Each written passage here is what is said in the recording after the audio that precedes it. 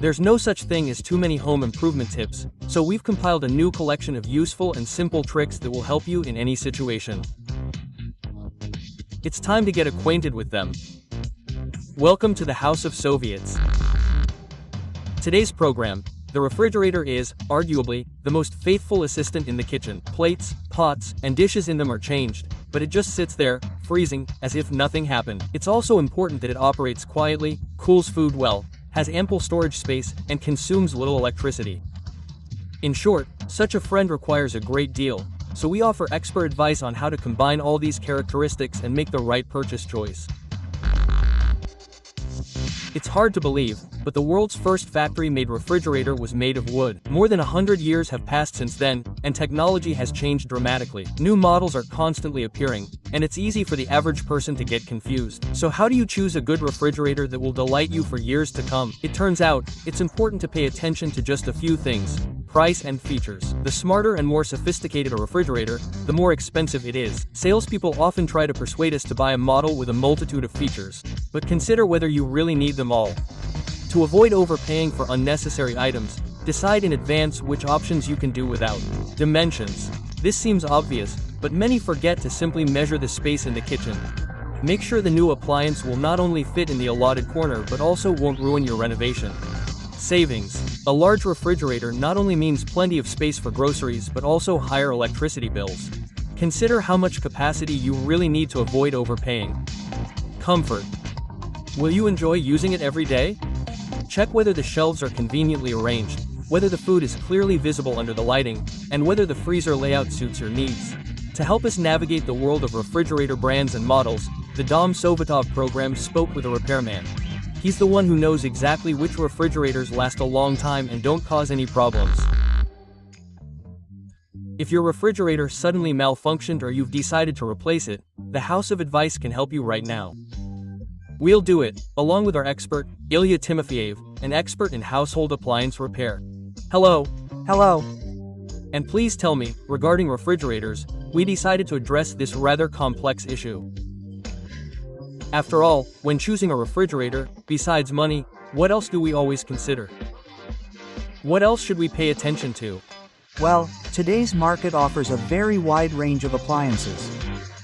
These are mostly multi-brand, meaning that a single manufacturer produces many different brands under different names. But from a consumer perspective, you need to pay attention to a few key things. For example, what is it? Size? No, size doesn't affect the lifespan of a refrigerator. I'll look at this from an engineer's perspective, yes. So I'll look at the type of system the refrigerator has. That is, they don't have a drip system. This is when we have shelves at the bottom of the freezer, let's say, and the back wall at the top simply freezes over. Or we might not have shelves, but the walls themselves, and the freezers themselves freeze over. So, if we, say, open the refrigerator now, we'll see that we have a road system here, yes, our favorite one. So, we see a panel at the back with a fan, yes, with holes, which drives its teeth. That's called simple, right? And those refrigerators we used to have with a huge layer of ice. What are you talking about? Yes, that's what I'm talking about. That's why they lasted 70 years. Yeah, because they were designed for a long service life. But today, they're making them last as little as possible. Well, at least they void the warranty. So it's different. It's understandable why so many people say, I have an old refrigerator, it lasted 35 years, and it'll last another 35 years. That's most likely true. People often like to stick with appliances they've used before. They buy a refrigerator, use it for 20 years, and think they'll buy the same one again, and it'll last another 20. Unfortunately, that's no longer the case, because our big brands have been bought out by major manufacturers. Your favorite, popular ones, yes. And now, you come in, buy the same refrigerator, and the quality is absolutely nowhere near as good. So, another small side note, we're not talking from an engineering perspective here. I'm talking from a humanities perspective, where we're talking about what our backgrounds are, and we're talking about a humanities major and a technical major. What I'm getting at is that domestic models now, I mean Russian and Belarusian, they say they're of good quality. Some are, yes, some aren't. Well, you can really say there's not much choice anymore, because compared to the market 10 years ago and today, you can count on one hand the brands that are truly worth the money. So, does it make sense to choose a domestic manufacturer now? if it's at a reasonable price. Well, we'll be speaking in specific terms. No, well, in general, let's say, for 80,000 rubles, should I buy a Belarusian refrigerator or a Turkish one? Well, of course, Belarusian. Belarusian, because they have a longer lifespan, yes, not as much as before, but still, for that price, more than, say, some Turkish one. Yeah, right, from the standard line, that's what I'm getting at. Okay, let's get back to the parameters. That's just what we've said. What else? Well, based on the parameters, the consumer chooses for themselves. For some, a zero freeze zone is important, yes, for fruits and vegetables, while for others, a large freezer is important. It's a person who chooses what suits them best. I mean, I can only recommend that they check to see if there's a compressor, preferably not an inverter one. But these days, more and more, probably more than half of all commercial refrigerators, say, you see, it says inverter, meaning they already have an inverter installed on the compressor. This means that the refrigerator will likely last me, on average, more than 12 years in terms of compressor performance. If you take Chinese inverters, yes, the ones we like to install in certain brands, then they last an average of 4 years. So, 4 years for a refrigerator. Refrigerator is the last thing you want to buy that lasts 4 years. And you don't want to buy anything that lasts 4 years, right? Agreed. Okay, let's try looking at energy consumption. What do you think? It's about the same here. Well, according to the energy consumption classification, you can derive average parameters here.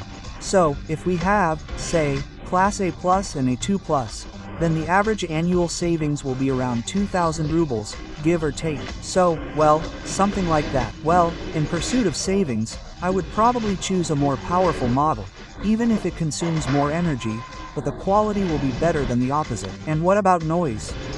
Modern compressors are quiet these days, reliable or not, it doesn't matter. They all operate quite quietly. So, if there's any extraneous noise, it's either improper installation of the refrigerator, or some kind of manufacturing defect, or assembly, because they generally work pretty well. Or, as they write online, a common mistake.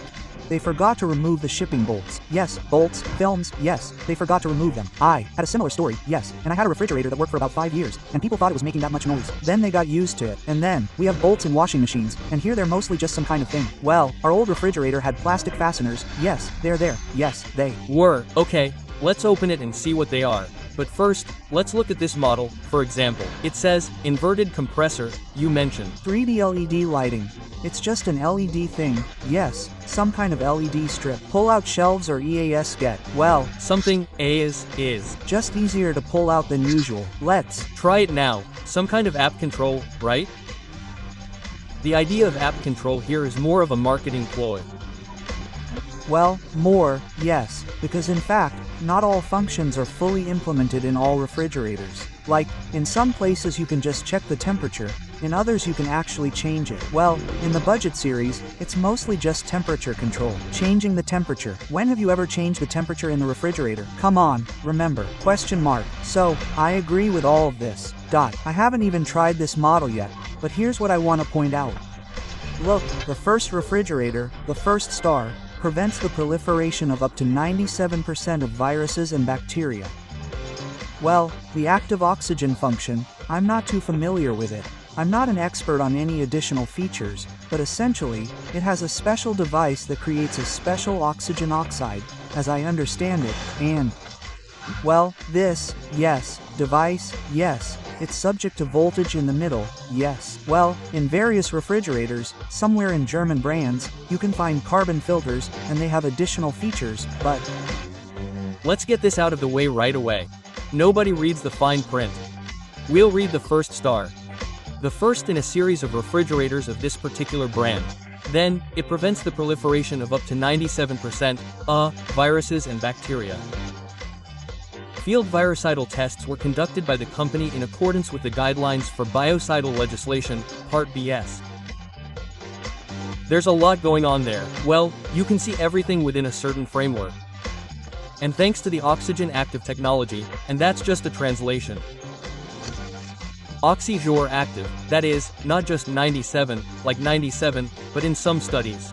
Yes, be careful, there's often a lot of marketing in this regard. Let's open the doors and inspect the refrigerator. Take this one, for example. Here we see, By the way, a fairly spacious refrigerator. What can you say? What else do we see? For vegetables, for fruit. Well, as a technician, I can see that there's most likely a drip system behind this panel. It's a no-frost system, as indicated on the label. The freezer, perhaps, but from above, I see that it's a regular drip system, that is, an evaporator in the sealed part. These models are more susceptible to leaks, since the tubes are located right in the foam and are exposed to a more aggressive environment, which is why they rot. So, give me some helpful tips. No frost is important. Yes, buy one with the no frost system. Yes, from a repair standpoint, it's always easier to repair. And, in general, the no-frost ST system rarely comes with a particularly expensive problem, so to speak. It's a leak in the sealed part. Since we're talking about repairs, what's the most common refrigerator problem, according to your experience and practical advice? Well, in modern refrigerators, the most common problem is either a compressor failure or a leak. So, basically, everything breaks down. But if we look at the statistics, right? So, the most vulnerable areas, where the manufacturer, so to speak, places a low service life, are the compressor and the pipeline where the freon flows. Yes, it leaks, and, consequently, the refrigerator stops working completely. If there's a freon leak at home, what should we do? Are we afraid, worried? What should we do? You won't even understand it until the repairman comes. There's 60 grams of regular isobutane, which you have in your comfort zone, and you can't even dissolve it, so no, of course not. Absolutely not. Okay, so, ladies, let's get back to your professional side of things. What's easier? Buying a new refrigerator or fixing the old one? Nowadays, of course, if a refrigerator is 2 to 3 years old, it's easier to repair, because if we buy some standard kit, like a modern frost system refrigerator, we'll replace the motor. Yes, it won't be cheap, but it will be reliable, lasting over 10 years if we install a good one, and leaks are practically non-existent. So, of course, you have to look, because, as I say, if you bought a freezer with a sealed section, there's nothing left to repair. It's for recycling. I suggest we talk about freezers later in the next program. And now, let's talk about refrigerators. 2 common breakdowns. Yes, you mentioned a compressor and a leak. What other problems could there be? Yes, anything goes. Everything breaks. That is, control units fail, sensors fail, the defrost system fails, absolutely everything breaks, even the fans. Is it easier to buy a smart refrigerator with some kind of electronic control like this or a basic one? Well, here again, it's all marketing. That is, yes, there are systems that send notifications about rising temperatures. If you need this, of course, it will be important for you. If not, then the milk will sour, and no big deal. So it all depends on the needs of the customer who will be choosing their appliance. And so, well, if it breaks, you will be far away, well, you will receive a notification, you will worry about it your entire vacation. Let's summarize and talk again from a practical point of view. No frost. Understand. What else should you pay attention to? I mentioned the compressor. A compressor is better if it is a regular compressor, not an inverter one. Not an inverter one, a regular one. So, a regular one. 1 or 2 compressors. Well, 2 compressors are almost never seen anymore. So now it's just 1 everywhere. 1. If you see 2, well, yeah, you'll pay a little more. Call and tell me where. And, yeah, you might pay more, but at least you'll get this. So, what else? Well, everything else, as I explained, is just a set of features that are important to each consumer. That is, for some, high-quality plastic is important, for others, the chamber volume. So, these are all just features, they don't affect the refrigerator's lifespan. So, I've outlined what's important. For everything else, does it make sense to look at reviews on all sorts of online resources? Of course not. On a new model, you'll see reviews that say it's beautiful, nice looking, quiet, and nothing else useful. So, if that's important to you, then yes, look, you should look at the reviews in 5 years to see where all the crap is, where everything's changed and nothing works. Of course, it's unlikely that in 5 years anyone will come in and leave a review. In a year, yes, most likely they will. See, thank you very much. This is our guest, Ilya Timofeyev, an appliance repair expert. Ilya, thank you very much. And to you, dear friends, we want to say this. If you're tempted to stick a space heater in the refrigerator and see who gets what, don't. Take care of your refrigerator. Watch our program, it's full of useful information. How do you return an item if you bought it online? We'll explain everything in a moment. Any online sales where the buyer can't touch and examine the product immediately before purchasing are called distance selling. The return process is actually very simple. First, you have the right to refuse the purchase and return the item without explanation within 7 days of its delivery to the buyer. Second, if the online store hasn't provided the buyer with information about the return policy and time frame, the buyer's right to return the item is extended to 3 months. And third, you must provide the store with the product and the warranty card. Moreover, tags and seals must be preserved, and damage to the original packaging is not grounds for refusing an exchange or refund. If the product is defective, it must be returned before the end of the warranty period. If the product weighs more than 5 kilograms, the online store must deliver it to a service center at its own expense. The service center must issue a certificate stating that the product cannot be repaired. According to consumer protection law, the period for correcting product defects is determined in writing and cannot exceed 45 days. But what should a buyer do if the store refuses a refund? A complaint should be filed with the seller and submitted to court. Save yourself the stress and know your rights. Watch after the commercial. Delicious, aromatic, vegetable-based, healthy, and very simple, with minimal ingredients. A chef shares a step-by-step recipe for an exquisite salad.